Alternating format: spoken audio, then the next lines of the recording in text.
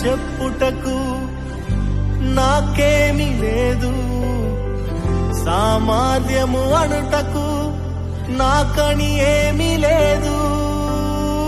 అర్హత లేని నన్ను హెచ్చించినది నీ కృప, అర్హత లేని నన్ను హెచ్చించినది నీ కృప. నీ కృప లేకుంటేనే నేను లేను, నీ కృప లేకుంటేనే నేనేమి లేను. నీ కృపయే కావలెను, నీ కృపయే చాలును, నీ కృప లేకుంటేనే నేనేమీ లేనయ్యా. నీ కృపయే కావలెను, నీ కృపయే చాలును.